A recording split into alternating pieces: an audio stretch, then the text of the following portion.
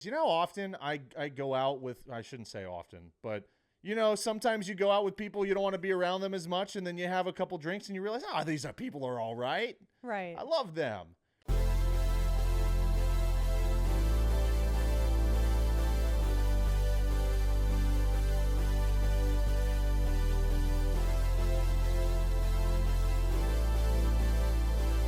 Backdoors and Blindsides starts now. We are Backdoors and Blindsides. Matt's Backdoors, I'm Blindsides. I'm just fucking back today. I'm in so much pain. He strained himself at the gym. Or actually, you strained yourself trying to get the ball underneath of the TV stand that the dog shoved under there. Yeah. Fuck, dude. Welcome to your almost 30s. Full video episodes on our YouTube channel. If you want to watch me just shift for an hour and 45 minutes. Hey, something nice though. It's almost Christmas. It is. A little festive for our video episode. I've got my my AW Christmas sweater on. Mary my Chrysler, you Home know. Alone, Little Nero's Happy Pizza Honda hat. days. Hey, yeah, it's you know what that means, right? Someone's got a birthday coming up. It's Jesus. Oh.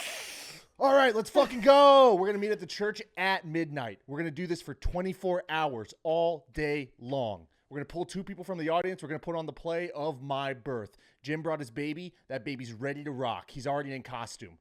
I'm selling tickets for this shit. That's microdosing Jesus on his birthday. Yeah, and that's from Shannon earlier this season. We're covering Survivor on this show. Season 49, and this is episode 12. The die is cast. Where do we even start? Well, before we get into this past episode, I want to start a new little segment here, right? What better time to start a segment than right before the end of a season? But I'm going to call this our social media roundup. And it is just the people that I follow from the cast, which is everyone, and I will report some fun findings every episode. So this is like live reaction from the current cast. Yes. So the previous episode, yes. Their thoughts and feelings on the matter. Sometimes. Okay. So the first one that we have is a little bit older. It's been a couple weeks now, but it is Sophie Segretti, Yellow Sophie, Sophie IE, Sophie, whatever you want to call her. A video of her was released. I guess released. Leaked. I don't know. So it's gotten some traction. Yeah, someone requested a cameo from her. She's on Cameo, which is just you pay celebrities and pseudo celebrities. Yeah, we know. Like we've I gotten. don't don't fucking know who knows. We've gotten Tucker cameos. We've gotten Jimmy cameos. Okay. Yeah, cameo. We all know what it is. We're not an old person. Anyways, someone prompted her on Cameo to say, "Hey, roast Rizzo for me." So she's like, POV, her holding a camera, walking down the streets of New York City, roasting Rizzo. Some people took it out of context and be like, oh, she's going for Rizzo. Like, he must have pissed her off. I was like, no, she was asked in a prompt to roast him. So, like, she's, making a funny, right? Yeah. And this girl, not only did she play somewhat of a sloppy social game, she continues to play a sloppy external game as well, because she leaked potentially two spoilers. So if you don't want to hear any spoilers, we try to avoid them at all costs for this show. We try to really stay in the moment and not jump on any Reddit threads or anything like that. But skip forward 2 or 3 bits right here. Right. Yeah. If you don't want any spoilers from Sophie that we're relaying. But the first thing that she roasts him on is his physique, his physical appearance. She calls that he has string bean arms. Especially, kind of a wacky bit. Yeah, she's like roasting him, saying he needs to be in the gym and all this stuff. And she's surprised, especially after 2 seasons of Survivor. Oh, so she just leaked that Rizzo makes it to 50. And now this has not been officially announced by corporate Survivor, corporate CBS, right? There's a bunch of talks on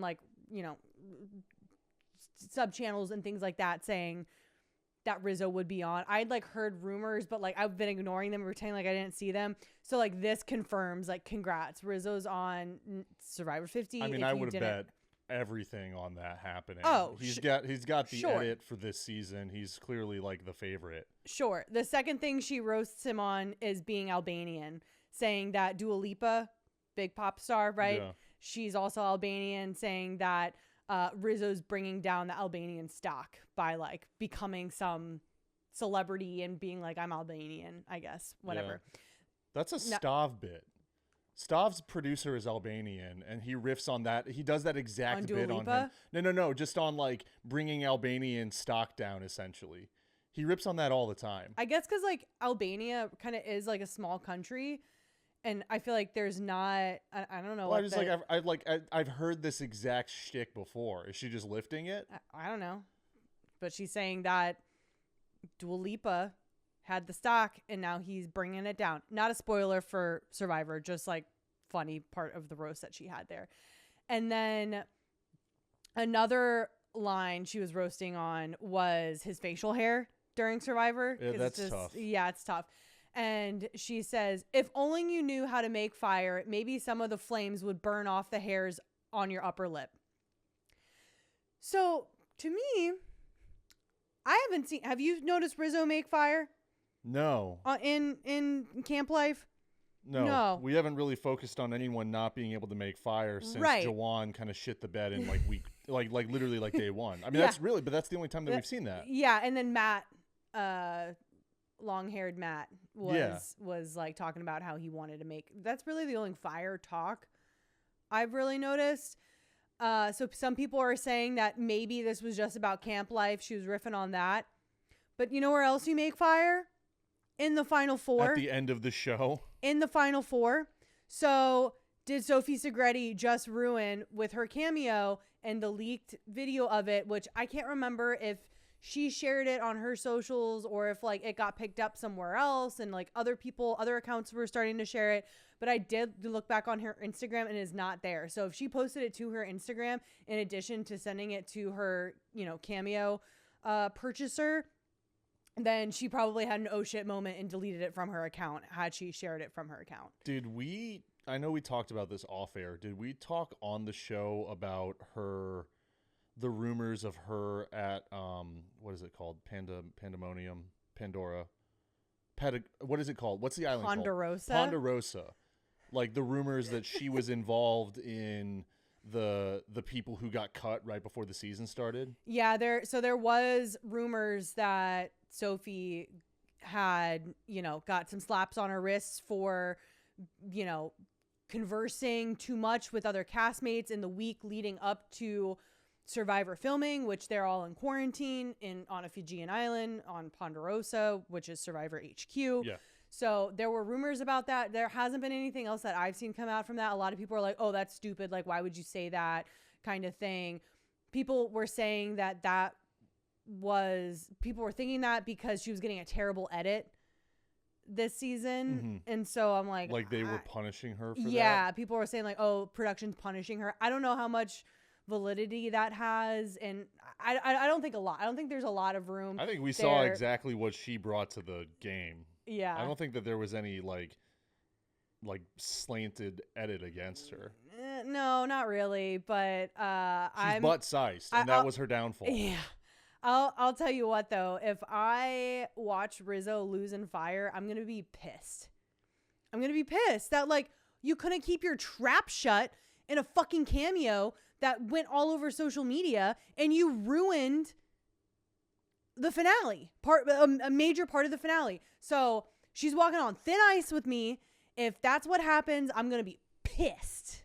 I mean, that also shuts the door for you like forever. Oh yeah. Right? In that world. Yeah, production would be like, dude, what the fuck? How many NDAs have you signed?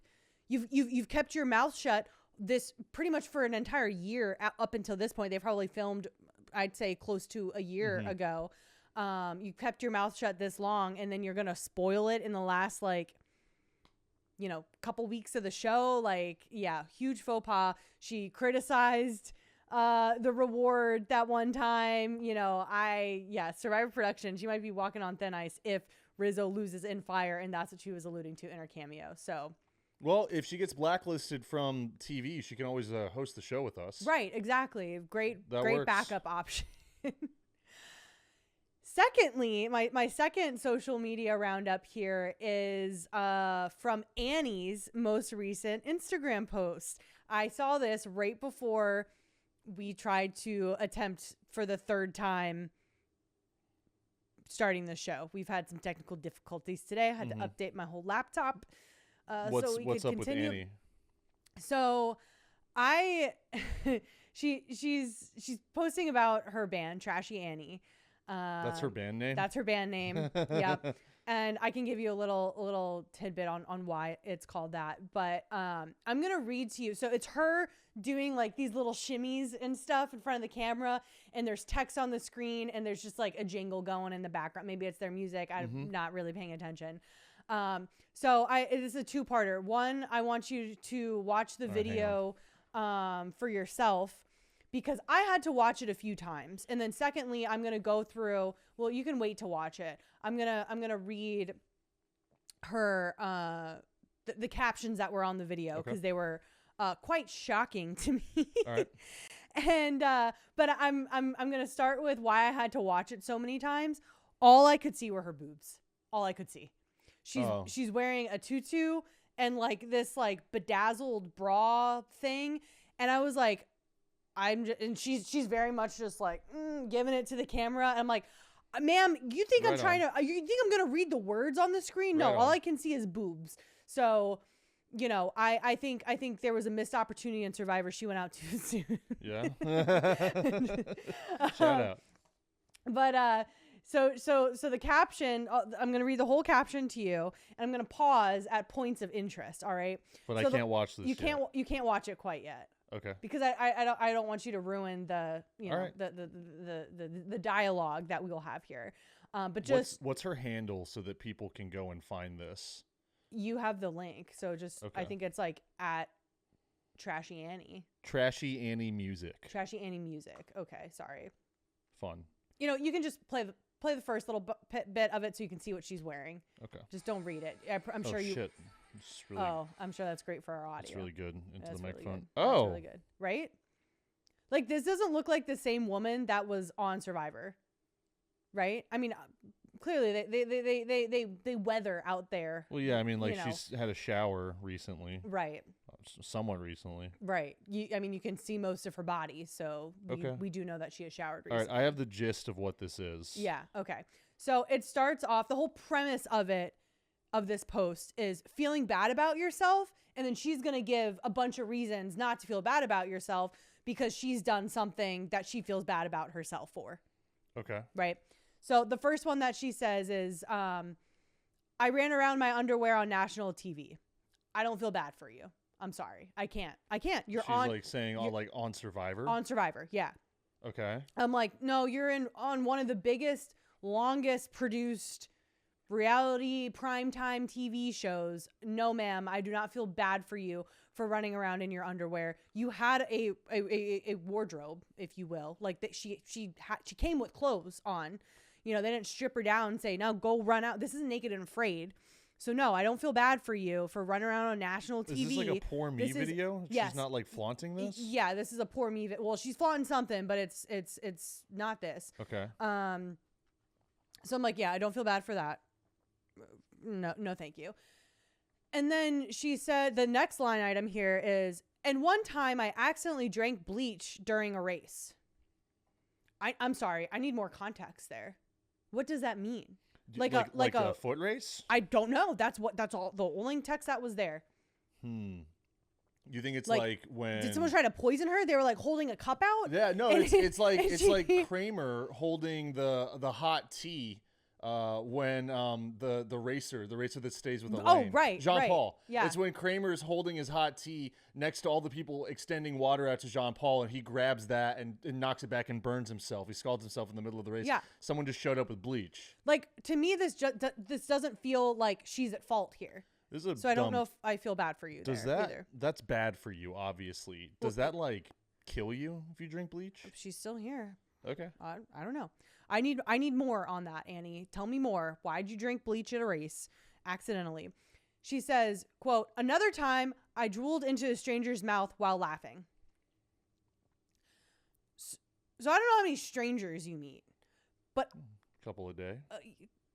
You get out of the house more than I do. That's true. I don't know if I've ever been close enough to a stranger, keyword stranger here, that my saliva would drool into them. Maybe like I'm known for gleeking, right? I can do a gleek. Might get a little too agitated or animated, and some spit might be coming out, sure. But drooling, how does that happen? I'm confused. You gotta be hammered, I would guess. Again, I need more information. This next one, I'm good. I don't need any more information. I didn't even need to know this to begin with. She says next in her video, I may have also emergency pooped in a cemetery, ... and someone's yard. Okay. I mean, that's just like funny.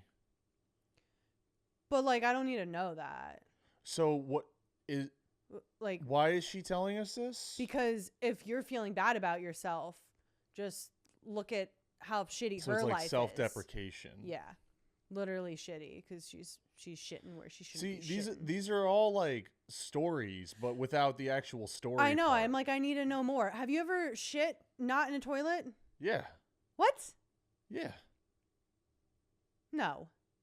Yeah, probably. When I was like a kid. Like- Shit my pants. That counts. Okay, but as a no. I'm talking like high school and on. Have you shit not in a toilet? I don't think so. Yeah, exactly. I know people who don't make it. What do We you know a mean? guy who had to use an ice bank in the Wegmans parking lot in Sterling. That's true. Yeah. Yeah, Poor bastard. that's true. Won't go to the doctor. He should. Won't eat a vegetable. He should do both of those Yeah, things. yeah. I take maybe my judgment back on that one.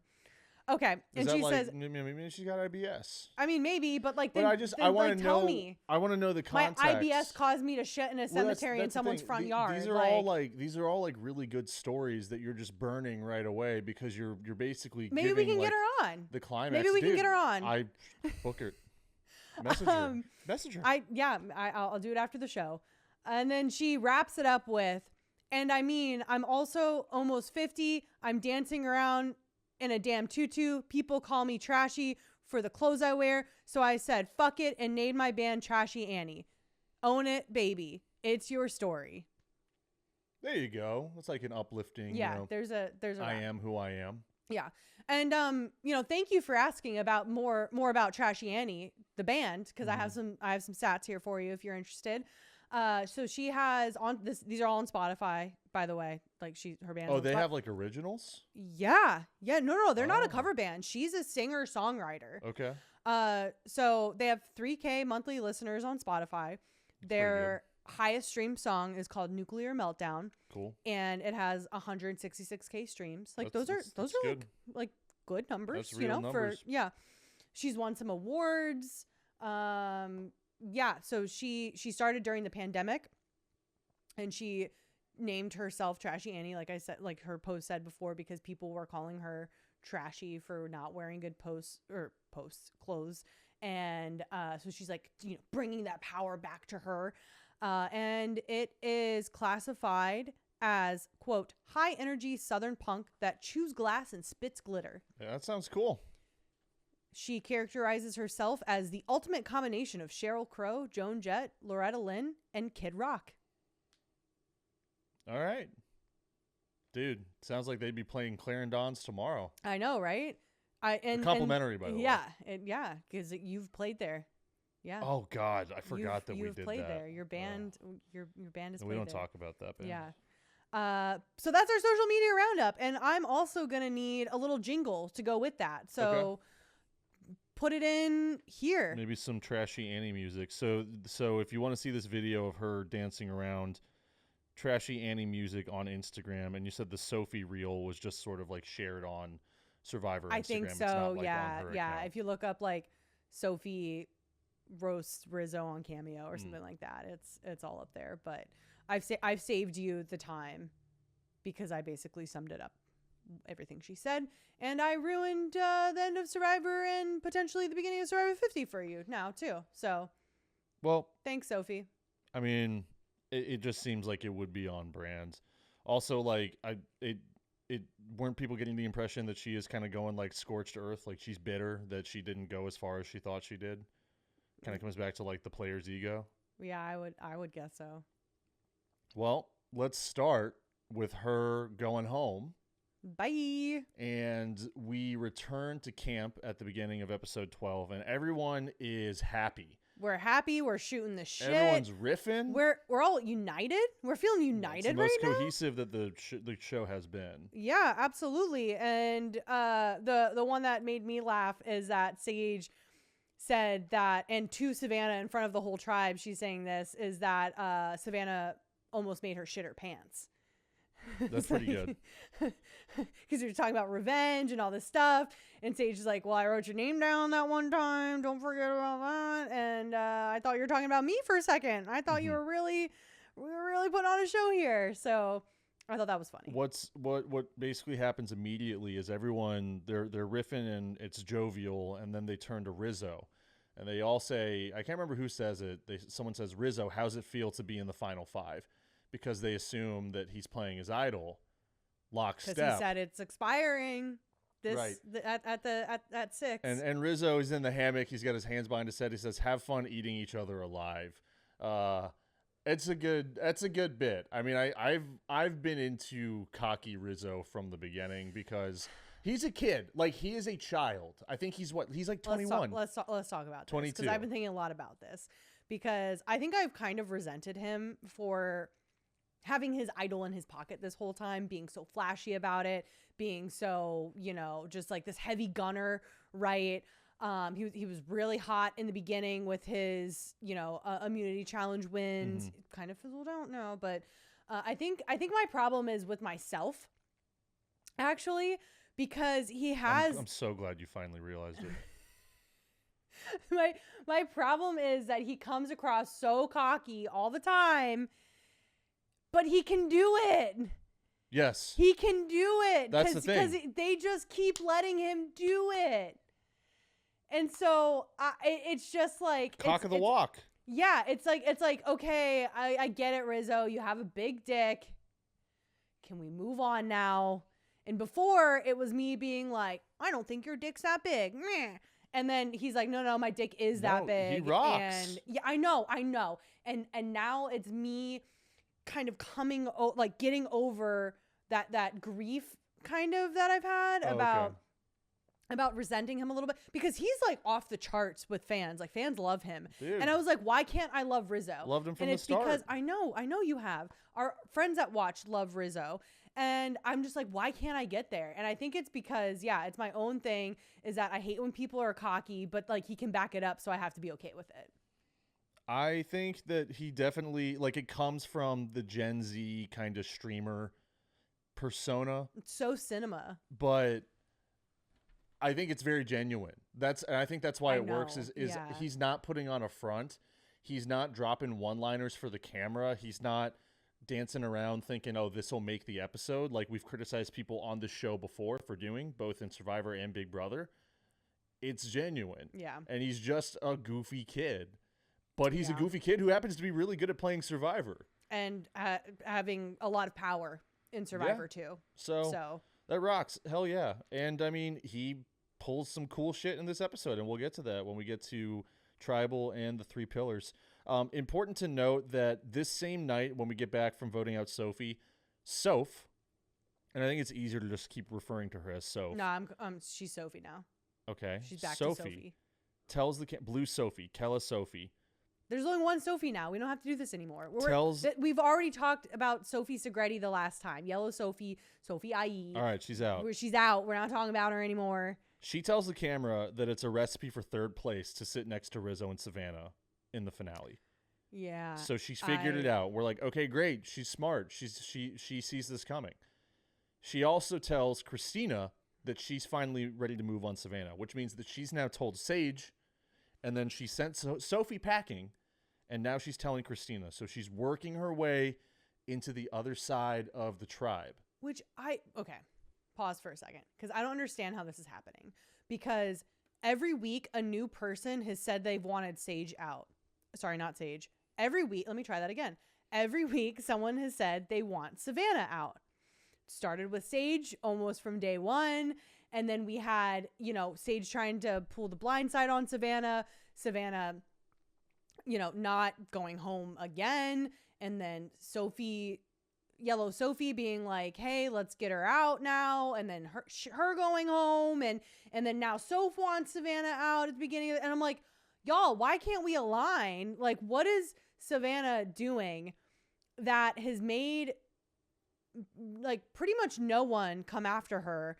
And then just like dominoes, they all fall one week after the other. Like, let's get Savannah out and no one can align. But when really you have people like Christina calling her a mean girl and Sage being fed up with the way she's treated the chickens and all this stuff. Seems like she is ruffling feathers. So how is she going so long without anybody doing anything? Because no one wants to piss her off. She keeps winning immunity, which means she's going to be here for another 2 days before we go back to Tribal. And it's such close quarters. And I do think that I don't know if this is good Survivor gameplay, but it definitely gets her what she wants, because all she's doing is she's looming over people. Yeah. And she's making sure that everyone knows, I'm going to treat you poorly if you fuck with me. I'm going to give you this intensity, like this wrath that I've become known for. Yeah. And what sucks is that everyone else is like scared of that and willing to just kind of roll with it instead of pushing back.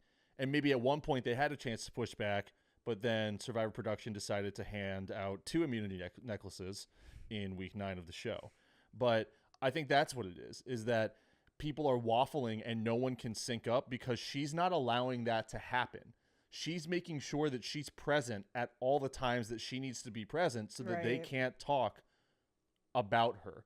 And I think that's her strongest. She's winning at the right times. I mean, that's how she's going to make it to the finale, is that she's not allowing people to conspire against her because she's always there. And she's so intense about it. That's how her villain arc is getting her to the end of the show. I don't like it. But is that game winning gameplay? It is, but I'm what's happening right now is that I was such a huge Sage fan. I've said it for a long time now, and I have watched her crumble in the last few episodes, and I'm like, you're not gonna win. You're like, and I don't even know if I can root for a win at this point with how the last several tribals have gone with her voting and her strategy, where I'm like, like that island is getting to you. You've been out there too long. You started off so hot. And now, and then I was like, you know what? I'm going to root for Soph. I'm going to root for Sophie. Sure. And then this episode made me lose hope there. So what's happening now is that I have Rizzo and Savannah, and I've been on the bottoms up alliance side of things. And now I'm coming to the realization that one of them's probably going to win it. Yeah. And so I'm grieving a little bit, and then also trying to set my expectations up and enjoy the rest of the season, because I have not been on that side, and I'm trying to be okay with it, because again, I normally don't pick sides. As of New Era Survivor, I try to just enjoy the programming, because I've been burned as a child picking my favorites and them going home too early. And now it's just like a slow hurt. I think that's happening. She needles people, and she wants to get a rise out of people, because that's when she can really strike, is when she gets a rise out of someone, when they really show that they're exploding. So it's just emotion. There's no thinking. That's kind of what I like to do, though. Right? Oh, maybe it's a mirror, and that's why I don't like it. I think, but you're doing it out of like ribbing. Yeah, you rib hard. I do. Like, you bust a lot of balls. This do. is how she's going to win the game. Yeah, is that she is constantly needling people. You know what? I think she's a little more mean spirited than me. Absolutely. Maybe that's why. Well, she's using it to her advantage. What the reason that she's gotten this far is that, and I hate to say this, but everyone else on the beach, I don't want to call anyone spineless. I don't want to call anyone a coward, but like they've got a floppier backbone than they should. Mm-hmm. You know what I mean? Mm-hmm. Because I think it's path of least resistance. Mm-hmm. It's I'm just That's gonna exactly what it I'm just is. gonna let her be shitty because what do I have to gain? How does it benefit me if I clap back? Right? Sure. Like she's making enemies in the jury. But she's That's also what people are got looking at her as. she also has numbers no matter what. It's not no matter that's- what. People flip and they've been waffling. but and they I'm like, haven't stop. flipped. No one has flipped. She's had Rizzo by her side the entire time, which means that she can hide or at least mask it with this group, and that it's not just That's true. It's not just Savannah being shitty.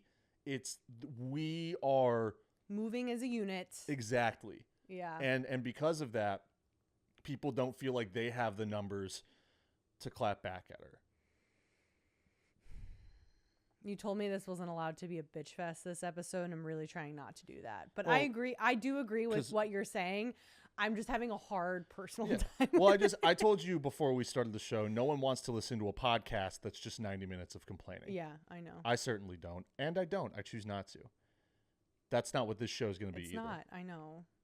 Okay. But yeah, I think that's how she's gotten away with it for so long, is that people are going path of least resistance. They are just relenting because they're trying to focus on the game. Yeah. But she doesn't have to worry about that because she's winning immunity, and then she can just grind on people until they wither away, and that's what's Yeah. been happening. Well, I think what is happening right now with my viewership relationship with Rizzo and my viewership relationship with Savannah is I'm choosing this time to look inwards on myself, and I'm like, why can't I root for them? Why am I having such a hard time? And I think that has helped me in the last 24 hours or whatever. And I think I'm going to choose to just say yay sports at this time and place and say yay Survivor reality TV. Glad it's on my TV, glad we're about to be celebrating 50 years or not 50 years, 50 seasons. I'd like to see Rizzo win.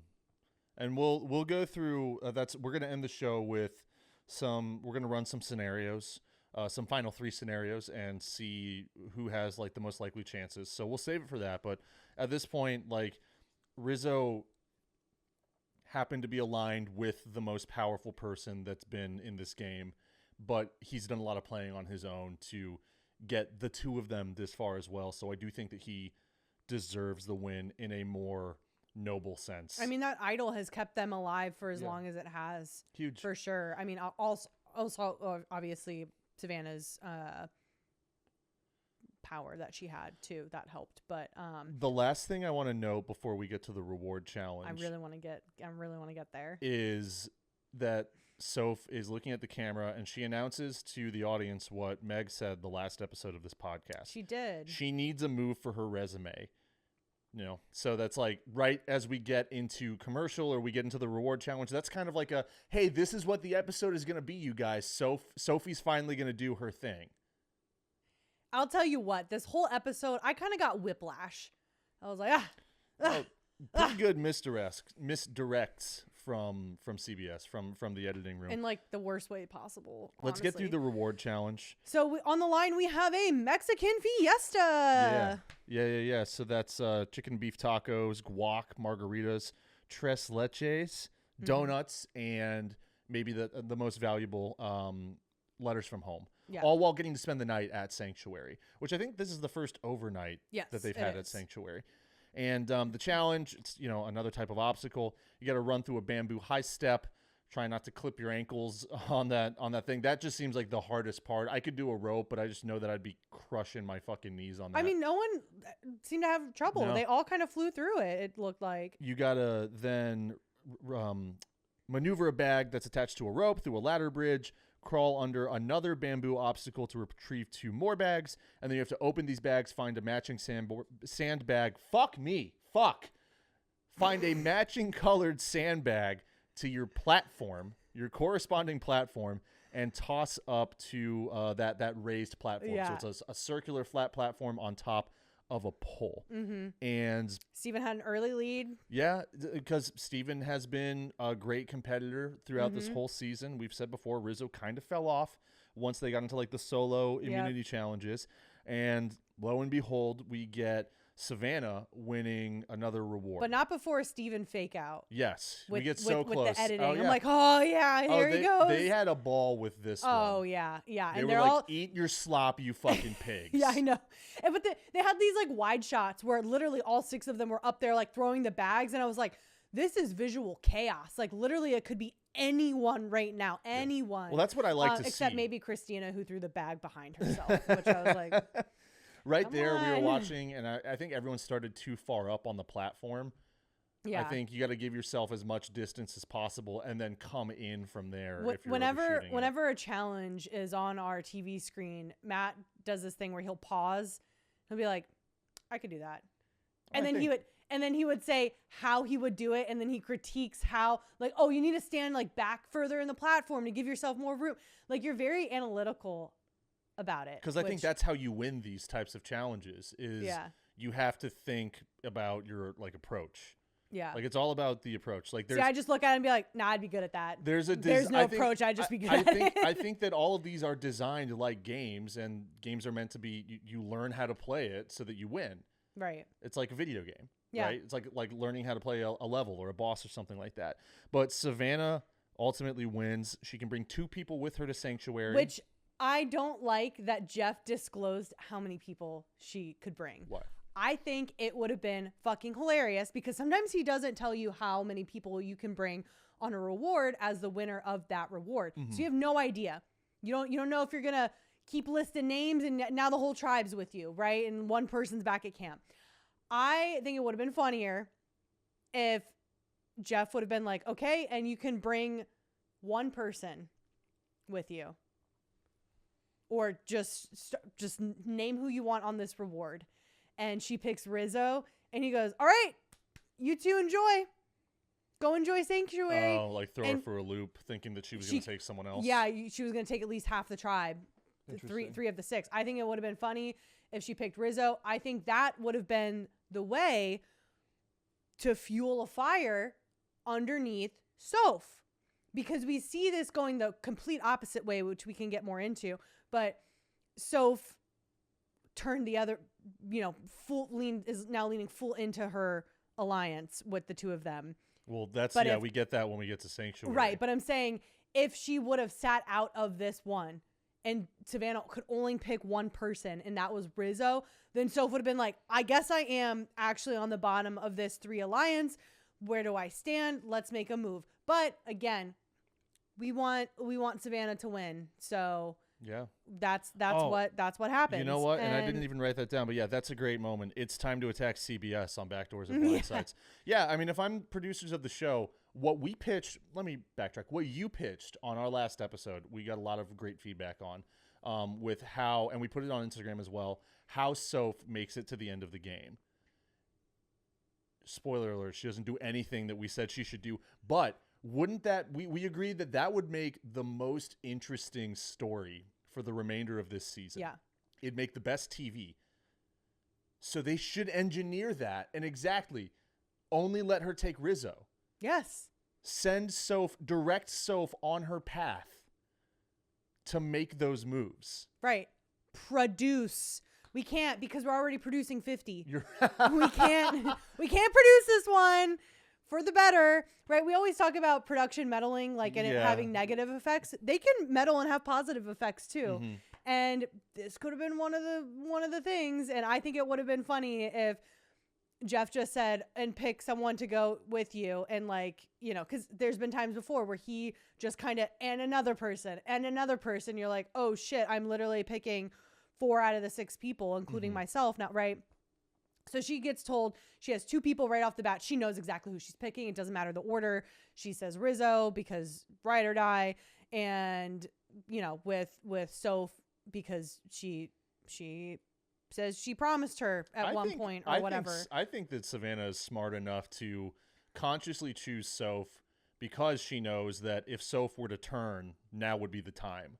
Sure. So let me butter her up. And that's Sure. exactly what fucking happens because we go to Sanctuary. We're enjoying all the Mexican food. Before we go to Sanctuary, hold on a second. I want to talk about how Sophie, I thought at this point in the game that she is playing, capital ING, playing. And she answered a question from Jeff. And she was saying that she was shocked that Savannah chose her friendship with Sophie over her own game move to take someone from the other side. Mm-hmm. This is a chance. Sophie literally draws the line in the sand if it wasn't clear already. I mean, we just came off of having a united vote from the Sophie boot. So she says, oh, it's always been like the three of us versus the three of them, meaning Rizzo, Sophie, Savannah versus Sage, Christina, and Steven. And she's like, I'm surprised she didn't pick one of them for her game. But from what you're saying, Soph was a game move. It wasn't. Yeah. It wasn't emotional. It could be masked as emotional, but it wasn't. So okay, we can be at Sanctuary now. They're all eating their Mexican food. I was getting hungry watching it. Yeah, I got some late night Taco Bell because of it the next night. So we at Sanctuary see them chowing down, and this is when they read their letters from home as well, right? Everyone gets a little weepy, a little emotional.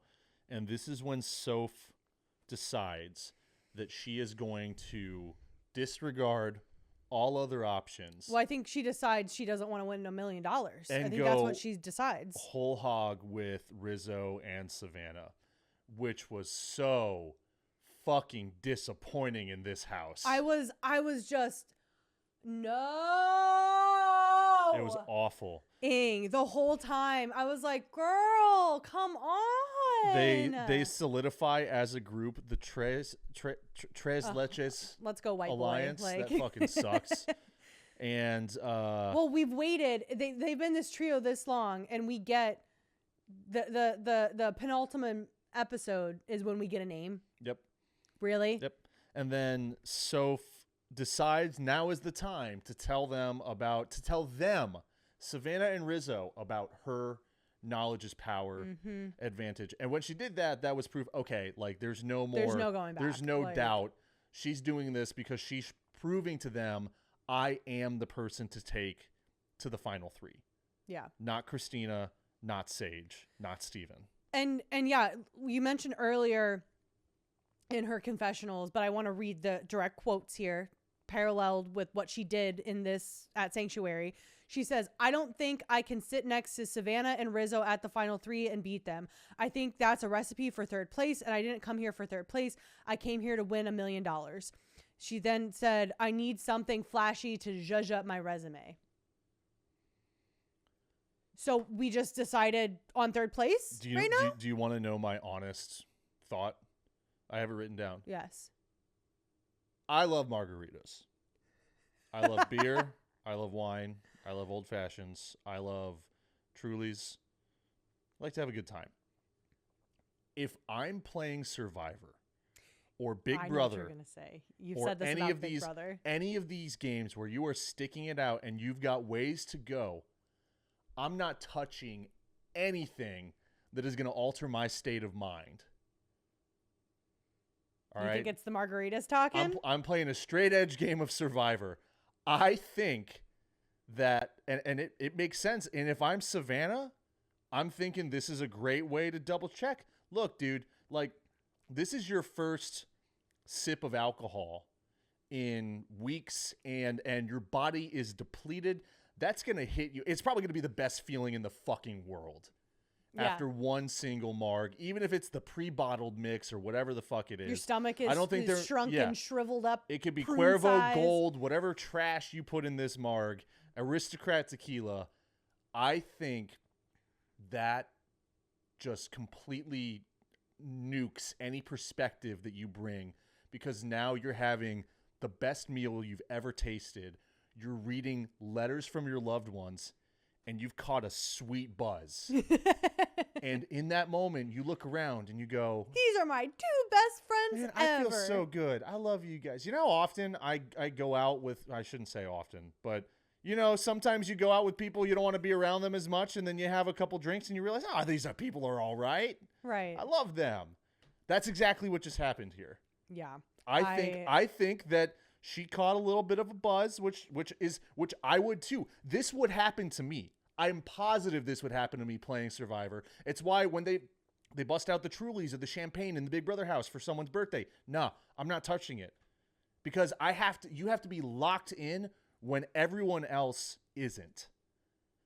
And I think that's Sophie's downfall here. I think that's why she changed so abruptly. It's easy to say that now, though. Day 23, when you haven't had a single fucking thing to eat and you got a big ass margarita in front of me, you think you have enough restraint, self-restraint and power to not drink that? If I'm a winning player, yes. I've seen you at 11:30 at night playing games and with your candy eaten and your soda drinking. Yeah, but that's different. I'm being a piece of shit on the couch. That's not gonna get me $1 million. When $1 million is on the line, and the two other people are gonna be getting a little tipsy on the beach, I'm gonna say no thanks. I don't drink. Okay. And I think that okay. and this is the best way to explain why I would do that, because I think she got a little warm and fuzzy. Yeah. And decided, you know what? Now is the time. I'm gonna tell him about my advantage. You know what I mean? Like, I think it's something like that. Knowledge is power. We're gonna get that fucking motherfucker Steven. She couldn't say what it was, and then Rizzo was like, knowledge is power, and she was like, yeah, that one. You're right. You know what? Maybe she did get hammered, and because Rizzo was shocked. Yes. Rizzo was we like, all were. America was. Rizzo was like, wow, like you finally decided to tell us the most powerful thing to keep a secret is knowledge is power. But at this point, I did have the smallest little hope that I was like, oh, maybe she's telling them this to like really throw him off her scent. No. So that when she takes his idol at this tribal, that like he really will be like, there's no way she's going to take my idol because she told me about her power. And that was just me holding and grasping onto any little bit of hope that was not there. I think that this was bonding at its finest. I think that if Savannah, I mean, I think this might be a stretch, but if she were to get up in front of the jury and say, yeah, and I brought Soph with me because I knew I could butter her up, dude, that's a slam dunk win. Oh, yeah. I got Sophie to turn over everything. I heard whispers of her wanting to come after me, whether that's true or not. And I locked her in to my final three when I chose to take her on this. That would be a slam fucking dunk. And if I'm Savannah, I'm thinking about that. And she's a public speaker. She was a reporter. You know, she knows how to talk to an audience. So, yeah, not only is she a comp beast and she's in a powerful alliance, but she has a social threat with just who she is. Oh, she's gonna win. We're watching a Savannah win. She's right gonna now. fucking win, dude. But listen. I've talked about this before. She had her boohoo. People were mean at work to me that one time story that like I was skeptical of, and this is why I can never feel sorry for Savannah. She said a damning thing at the end of the sanctuary trip. She says, someone said, on a scale of 1 to 10, how miserable do you think they are? And I think Soph said, I don't know, a 10. And Savannah goes, no, it stopped raining. Oh, yeah. And I was like, dude, what the fuck? Like, these people, and it could, literally anyone could have won this. It wasn't like an endurance comp where like, okay, yeah, you deserve that win, right? It was literally anyone's game up until the last second. She was even shocked that she landed that bag on the top of the pole. She was shocked she won. And then you're gonna joke behind people's back who are literally suffering. They're not getting food. They're getting rained on, ratted on. They're not getting their loved one letters, and one of them's probably going home. And you're sitting there laughing, being like, it can't be that bad because it's not raining. And then later in Tribal, she says, everyone was so kind and understanding about the reward selection, at least to my face. I'm like, bitch, you were being a bitch to other people, not to their face. Yeah, it's all work. I'm just like, She comes back. She's like, hey, how is everyone? Hey, how is How was it? Like- I'm like, but actually you're shitting on them while you're there. And I thought that joke was I don't think anyone buys tasteless. it though, you know? Yeah, but I'm just like, as a viewer, I'm like, I'm trying to get there. And she's put over big too with a large majority of the audience. So if you're listening to this, you're probably a Savannah fan. And you're probably like, why isn't she a Savannah fan? I don't know about that. And- I get a lot of text messages, people shitting on Savannah. No, I think but our audience is... in the polls of like Survivor Fact Checker, Yeah. she always, every time I vote in these, she has like 50% of people love her. And then close behind that, a good percentage of people like her. And then the small percentage is neutral and a very small percentage is dislike. So I'm over here feeling like I'm in the minority. And it's comments like this that like really strike a nerve with me where I'm like, ugh, I want to get there, but I can't because you won't let me. I mean, I think it's like, that's, first of all, that to me is just a TV moment. That's I know how I'm going to make the episode, how I'm going to close this segment out, right? And like part of that is she's been on television. Yeah, that's so fair. she knows how to make that happen. Okay, then I just need her to tell me that it was all for the cameras. That's what I need. That's what I need to be on Savannah's side. Is I need for her to go on, you know, do an Insta Live or something and say like, yeah, I love all these people and I just overinflated some of these comments because it was fun and I'm on TV. That's what I need. I need her to say, I when I was a reporter at the news desk or whatever, everyone fucking loved me. I was the #1 dog in the bullpen, right? Like all of that trauma story, that was fake. That's what I need her to say. Because otherwise, it's like, well, then fuck you, dude. You want a dead grandma story? That's what you want. Yeah. Yeah. My grandma would probably tell me to seal recital, but these are really good margaritas. No, Johnny Fairplay, you know him, yeah? Oh yeah. He, classic. Shout out. Yeah, classic, like OG Survivor player. He lied to everyone. It was when they still did your family members. One of a family member or friend comes to the island. You compete with them on a challenge, and the reward is usually like a feast, and you get extra time with them. And then the losers, their people have to go home, which I miss. I like when they did that. You know, you get to see big reactions from the players. You get to see someone from home that maybe they talked about before. You just get to see people that, you know, have showered in the last 12 hours, which is, you know, a nice refresh halfway through. Depending on who comes, it's what family member shows up. It's like a reset on the game because half of the game has post-nut clarity now. Right, exactly. You absolutely hit the reset button. Yeah.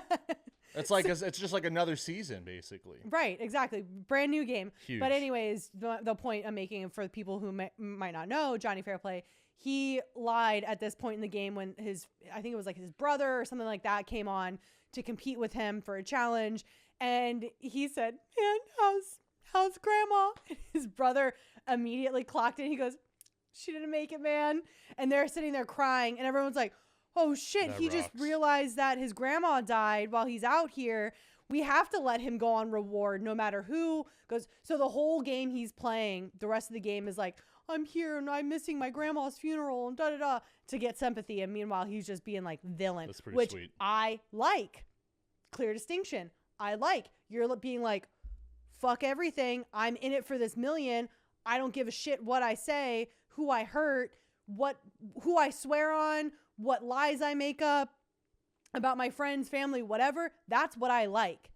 Be ruthless. And Savannah is not being ruthless. She's being like, poor me. People were mean to me at the workplace and avoided me. And then she's like being like, oh, let me slaughter the chickens in front of Sage. And like, haha, it's not raining. So it's not a 10 miserable.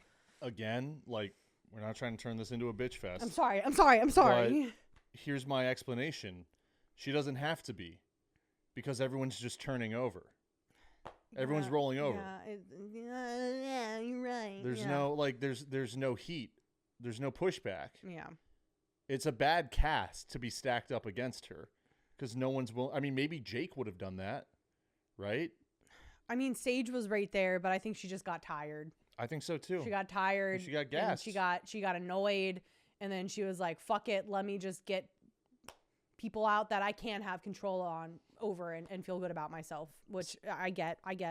So while Sophie and crew, Sophie's time went off at Sanctuary. Time went on. Back at camp, Steven tells Christina and Sage about his block a vote. He says, now's the time to strike, you guys, because Christina says Soph is ready to turn on Savannah. She told me this morning. Steven goes, perfect. Now's the time. And they hatch a plan, right?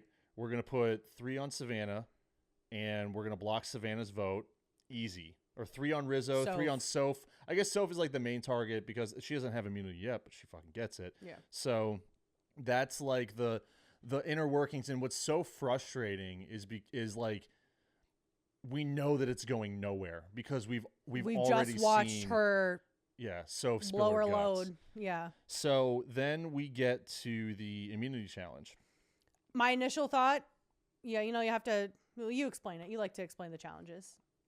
So you're standing on one leg and you're using your raised leg to balance a ball that's on a circular platform on kind of like a seesaw mechanism. So you have to keep it level. The ball is weighing it down basically. And it's endurance. And you got to keep the ball up there. And first thing I said, I looked at you. I said, okay, guess we're seeing another Savannah win today. It does match right to the other challenges that she's yes, won. that she's won. She's won all of the endurance comps. Yeah. Yeah. Because the last one was more of a skill, like a touch feel, like what's the word I'm looking for? You had to be like very sensitive in like your motions and movements, and that's what Steven won. Yeah. So yeah, it's another endurance comp. And there's a little bit of like, touchy feel, soft touch is what I'm trying to say. And Rizzo drops pretty fast. Christina was like the third to drop. Yeah, I know. That's why I think Rizzo and Soph dropped before Christina did. Yeah, which I was like, okay, great, middle of the pack. Love to see that. And then, I love that for her. Then Steven goes, and it turns into a showdown between Sage and Savannah. Which Sage has been so close. Yep. For several of these now, which I'm like, please get there, get a win. You're due for one. And she's fighting for her life, physically trying to hold the thing up, but she's also talking mad game to Savannah. She's trying to barter. Being like, come on, like just drop, like I got you, whatever. Which you don't see a lot of in Survivor. You see a lot of in Big Brother, actually. You see a lot of those deals being cut on the wall comp, when 2 people are next to each other, but you don't see a lot in Survivor. And Sage is like, I got a plan for us, and Savannah's basically like, I can't do it, which I'm agreeing with her. If I'm standing up there that long, I'm not gonna drop. I'm gonna see how the cards play, especially when these numbers are so small and my ass is potentially on the line. But the fact that these 2 women, Sage and Savannah, absolutely annihilated Dee's previous record from Dee, the winner from a few seasons ago. And Dee's sick. Dee's a beast. I mean, she's a challenge She player. was just on the challenge. Yeah. She was sucking Banana's dick or whatever she does over there. And she did great. She won that challenge. At like 24 minutes. They did over 10 minutes on it. They hit at least minute 34. Yeah, they did at least that. And I was like, oh my God, like these women are beasts. So I love seeing them, with Steven as such a physical threat and Rizzo that, used to be. I love seeing the 2 of them kind of come out on top in this, even though Sage didn't win, and that's why I wanted to win, and it's fine because I'm not trying to be emotional about it anymore. I'm not trying to bitch. So Savannah wins. Yeah, I can't go into any more because it'll just turn into the bitch show again. So we're holding ourselves accountable here. We're gonna go into some pre-tribal talks. We have Steven telling Rizzo straight up, yeah, Rizzo, you got the idol. Savannah's got the immunity necklace. We're going for Soph. You're gonna hold that against me? No? Okay, cool. Which at this point, I'm like, Steven, you're banking on Rizzo using the idol on himself. Steven, what happens if your scenario goes perfectly as planned? You have a split vote down the middle. You block Savannah's vote. And now Rizzo uses his idol on Soph. And no one put a vote on Rizzo. So then what? So now you're going home, Steven, because now you just disclosed this. Fucking make up a lie. If Rizzo doesn't buy it, be like, you know what? It's Christina. She's got to go. Yeah. Lie. Say something. Say, hey man, we just voted in unity. Let's do it again. Let's do it again. I want to keep this going. I want to work together. So You want to do Christina or Sage? And then you can take that information back to them. That doesn't mean that you have to vote that way. Just lie You've to got him. the advantage. Just lie to him. Make it seem like that you're trying to work with them so that you can pull off your plan so that he doesn't use the idol on Soph. Yeah. Because he's banking on you not voting him because he has the idol and he's going to play it anyways. So, and you're banking on him not using the idol on so it's a lot of banking on right here. So why are we telling him this? I don't like it. Unless he was going to Rizzo saying, hey, let's do this together. That was not the case. It was like, hey, this is what we're like, our side's going to do. Are you going to be mad at me for it? And Rizzo was basically like, no, because like, you're not going to fucking win. So that's what I was a little irritated. Well, and Rizzo starts working Sage towards voting Steven. Oh, yeah. Which is smart because we probably didn't see this on camera, but I bet you Soph was like, yeah, Sage doesn't trust me. I tried to get through to her and she doesn't. She ain't going to listen to Savannah, but maybe she'll listen to Rizzo. They seem to have an all right relationship. Mm-hmm. Yeah, they do. And he starts working her on voting Steven. She goes to Christina. Christina says, well, I don't want to do Steven. That breaks up what we have here. Why don't we stick with the plan? We stick with Soph. And that's kind of like all we see of that side. We do see Christina spitting straight facts, which, again, she was a little sloppy to Steven when she was like, oh, like when I was running scenarios in my head, like voting you out. And Steven was like, what? You what? You what? Right. Like, let's not say that. So not She's great. almost but like assuming that he knows that he's a target. Yeah. I think it was just a slip up and she didn't think that he would take it like that. And he took it like that. Yeah, why wouldn't you?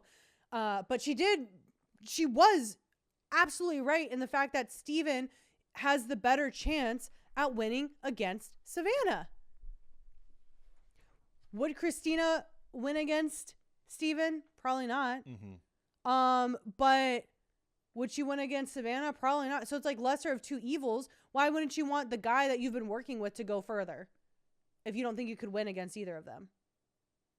Or straight up like flip with the intention to work with them, not out of like fear or out of just like work going with them. There's no time to work with them. It's over now. We're down in the nitty gritty. It depends on who wins the next two immunities and who goes into fire. That's pretty much all this game is at this point. So mostly. So she was right in the sense that Steven does have a better chance to win against Savannah, so they can make a move against her. But throughout this, and like at the beginning of this episode, I even looked at you and said, Steven is just like this good, consistent guy. Like he's just kind of like, he's friendly. He has a lot of facts he likes to share. He's, the social butterfly. He pulls out a comp win every now and again, here and there. So he's, he really did feel like this well-rounded, just consistent player for the majority of the game. Yeah, I mean, he is a threat in the game. Sure. And that's credit to Rizzo. That's the angle he pushes with Sage. He says, you're not going to win against Steven. Like he's got the chops in the challenges. He's likable, right? Like that's the angle that he pushes, and that's kind of what gets through to her. Yeah. Which is a shock, but that's where we end up when we get to tribal. Yeah. Well, before we get to tribal, I want to go over the logistics of the two powers that we have in play right now. Yeah. So obviously Rizzo's idol. It'll sit over there for now. But then we have the block a vote from Steven, and then we have knowledge's power that Sophie has. So block a vote, interesting one for this season in that you have to declare it prior to tribal, which means that if you have the knowledge's power, that's not going to work. You will not be able to steal someone's power because they will not have had it by the time they get to tribal. So I have a little editing gripe with this just because it kind of sucked that Steven's just sitting there in a confessional being like, I'm using my power on Savannah. Yeah, let's see him walk up to like an altar or something like that. Yeah, Turn a key, go to drop a rock in a basket. Yeah, write the name down. Yeah. Go to tree mail or the water well. Right, there'll be a piece of parchment there. You have to write it down, present it to the camera, whatever. Do something like that. But it just didn't feel very theatrical. And then it like cut. There was like more like camp banter, and then they left to go to Tribal. So like it wasn't even like right before Tribal we got this. It was like, oh yeah, I guess he used that. Because if you blinked, you would have missed it. They care more about the misdirect with what Sophie has to say. Sure. And you pointed something out about this shot, this confessional of hers, where she's sitting on the beach, and earlier in the episode she's reading letters from her family, and she's talking about how she watched Survivor with her grandma, and how like that's kind of her inspiration, and she's been playing the game, how her grandma would tell her to play. And before we grab our torches and go to Tribal, right before commercial, we get Soph, and yeah, she's saying, well, my grandma would probably tell me to take Rizzo's that's fucking motherfucker's idol. And you point out that this is not at camp. This isn't even the same day. That's at Sanctuary. Yeah, that was from her Sanctuary cut. She's in her reward challenge clothes, and so this was the day before. This is not the decision that she's making. Because for a second you're all like, oh, and I was like, no, this interview is from like so long ago at this point that in the beginning of the episode, she's just on the island in just regular whatever. And then the Sanctuary edit starts pretty soon after that. And it's like, okay, like some of these tidbits are not being pulled from, they're being Frankenstein to make you think that it's maybe could or couldn't go a certain way. But I see it. I look out for stuff like that. I look out for like inconsistencies in shots where like, oh, your hair was this way a second ago, but now it's this way. So how much time has actually passed between these two shots? And, I look out for things like that. So I kind of like ruin it for myself as a watcher sometimes.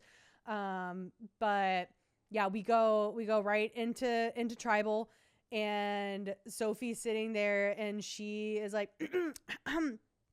Jeff, we can't vote yet.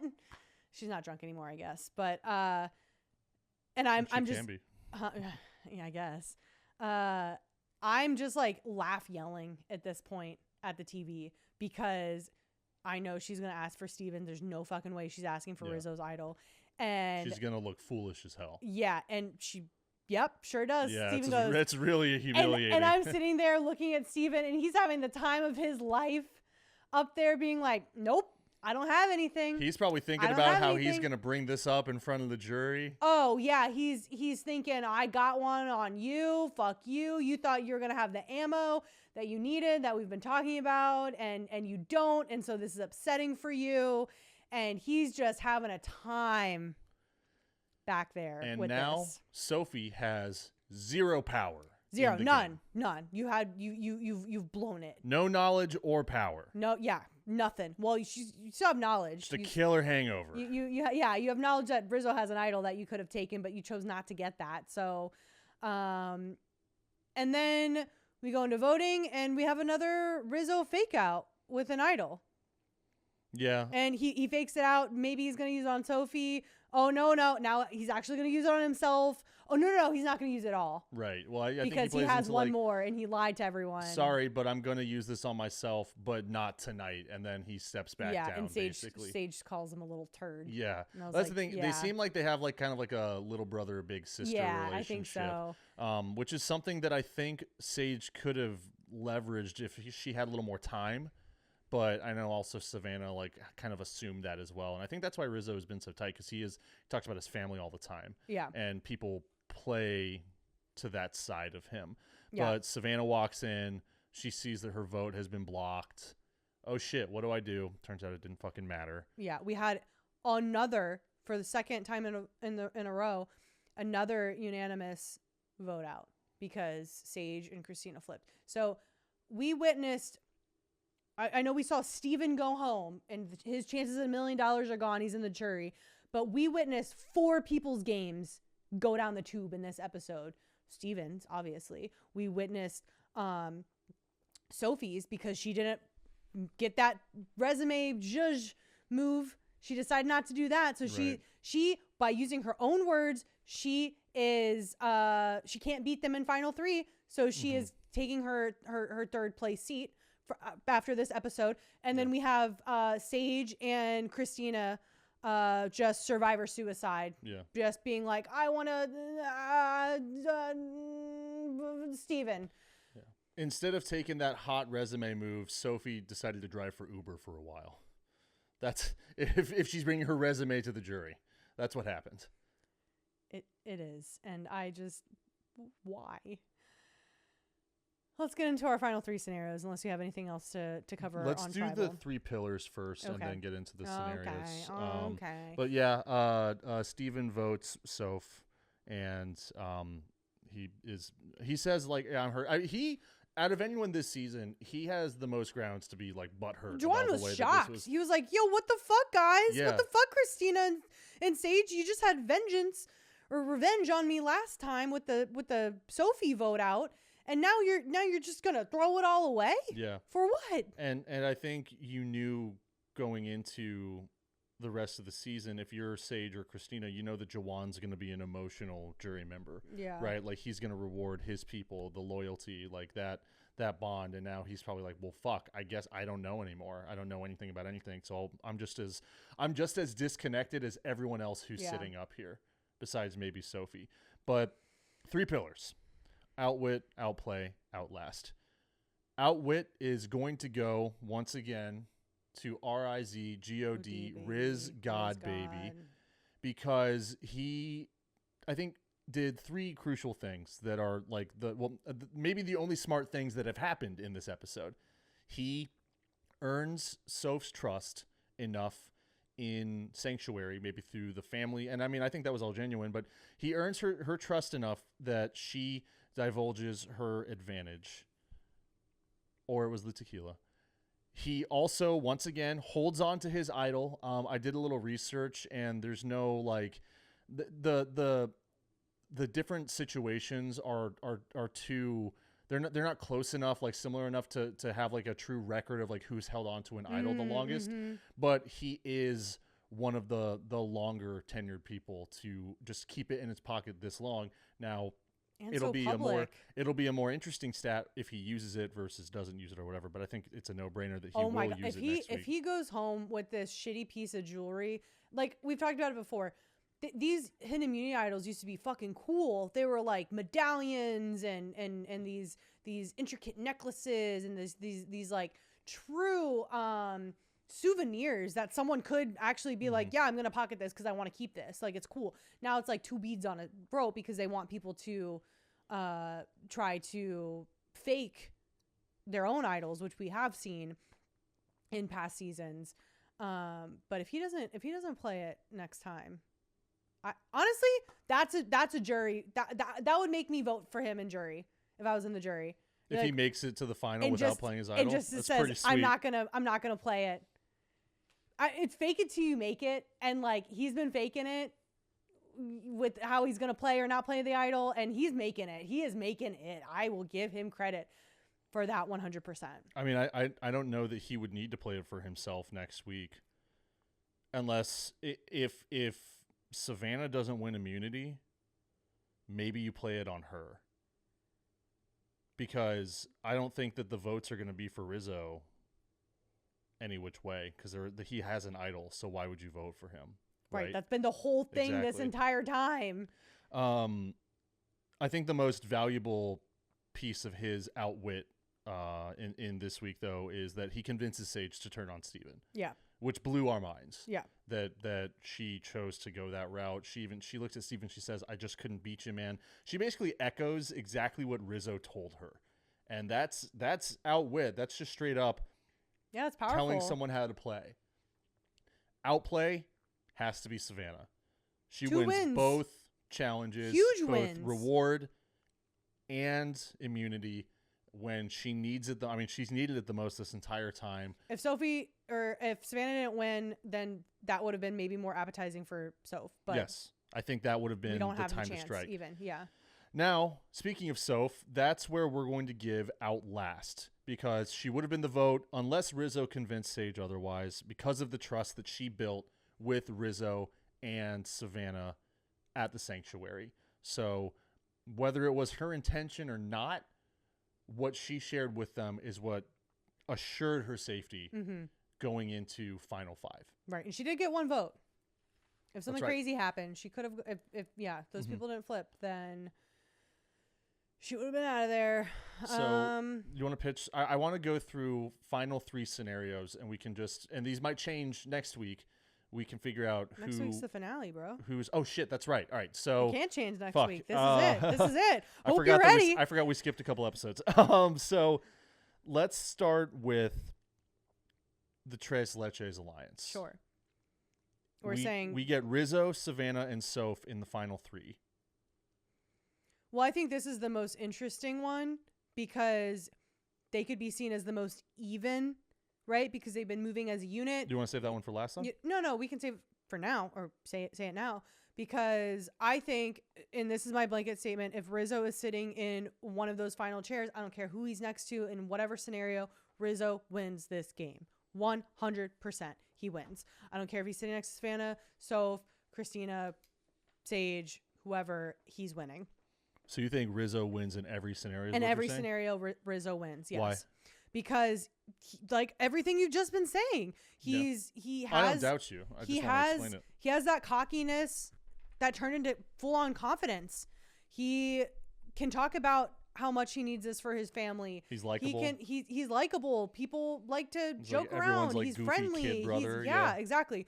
He has it all. He has some early wins, right? He can say that he's in an alliance with all these people and he didn't need to win because Savannah was winning and he had his idol. So like he has, I think, the best shot at winning right now, no matter what, no matter who he sits next to. I think it gets a little, I think the most interesting scenario is Savannah, Sophie, and Sage all sitting together. I think Sage gets 1, maybe 2 votes if Steven isn't really upset. I think Sophie she might also catch a few votes, but I think this scenario, Savannah wins if the jury isn't bitter. If the jury's bitter, then Sophie wins. You think so? Yes.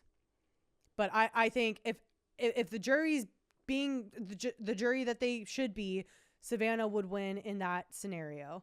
And I think if it's Sage and Christina, which... Sage, Soph, and Christina? I think if it's Sage, Christina, and then insert any of the other ones will win. I think if it's Sage, Christina, and Rizzo, Sage, Christina, Savannah, Sage, Christina, Sophie, I think Sage, Christina lose. Doesn't matter who they sit next to. I think they lose. You think Sage loses no matter what? I think the best chance Sage has is with Savannah and Sophie. I don't think she wins. I think she maybe gets a couple votes. I think the best chance she has is with Sophie and Christina. Because look, like we're going to say Christina is not going to win this game. No. There's no reason for her to, but you take her because of course you do. Because that just increases your chances, right? And listen, there have been times where non-physical threats deserve and have won this game, right? Mm-hmm. But guess what? Their physical threat maybe was so low, but your social threat was super high. And maybe people didn't know that, but you need to be able to weave your game and play.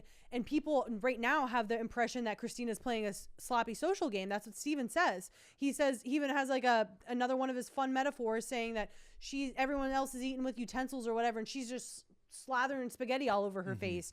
And if you can't have a strong physical game, your strategic game is, I mean, you voted majority right on the right side, but is that being a sheep or is that strategy? Then you need a strong social game, which she doesn't also really have. So yeah, I don't think Christina's the ideal person to bring with you. Who has a better social game, Sage or Sophie? Sophie. Why? Because no one has said a bad thing about her that I've seen. Yeah. She's likable. She has her underdog story. The villain. She's the bad guy. Soph was always. Yeah, well, I mean, just if she's been eliminated, like I'm just trying to see if anyone is going to hold anything against Sophie for being a part of like the Savannah alliance. No, but I don't think that's the case. But if Sophie's sitting there with them, she is 100% right. It will haunt her. She will get third place. Absolutely. So does she have any chance? Yeah, if she's with Sage and Christina. Yeah. Okay. She has a chance against them. And I think no matter what, Sage and Christina, unfortunately, lose in any scenario. Now, I think Sage might get a couple votes here or there, depending on her scenario, but she's not going to get a win, and neither is Christina. So now it just comes down to, in my mind, if Rizzo's sitting in those final chairs or not. Because if he is, he's winning. Yeah, I think you're right. Now, I want to ask, do you think Savannah is evil enough? Do you think she's smart enough to realize that? And do you think she's evil enough to stop that from happening? Because she has protected him the entire time. They've never had a lick of tension, of disagreement. They have been lockstep this entire season from day one. But it's $1 million decision whether you bring Rizzo or not. Oh, if Savannah wins and she... Here's the thing. Savannah, we go back to what we were just talking about. You're talking about the final four immunity. Yes. Yeah. Rizzo. So someone probably, I would guess, if I'm Rizzo, Sage, Savannah, and Sophie, I'm voting out Sage at 5. Yeah. Because that's what they promised to each other. If something crazy happens, I want Christina next to me in final 3. Sage is going next episode. Sad. Fuck. Broken heart. All right, fish. Unless she wins, that's her only chance. They kind of screwed themselves for the last couple votes, so that's kind of what they get. And if you win immunity for this last round, then you get like a bye, essentially, right? So we're talking about there's 2 more immunity challenges left in the finale. Okay. You have 5, which is normal vote. Someone, you're going to have another unanimous vote against Sage because Christina's not going to have a backbone to do anything and they don't have any other power. So Sage why would you at that point? It's right. pointless. Sage is going to go because fucking Savannah is going to win again or something like that. Sage needs to win the 5 immunity if she wants to have a chance. There's not going to be one if she doesn't. And so let's assume Sage leaves at 5. So we have 4 left. Those 4, let's assume, you're saying that Savannah is going to win the final 4 one. And you're asking if she takes Rizzo or not. Yes. That's what I'm asking. I think she takes Soph. And I think leaves Rizzo to fire. She tells Rizzo, you have the best chance of beating her against fire.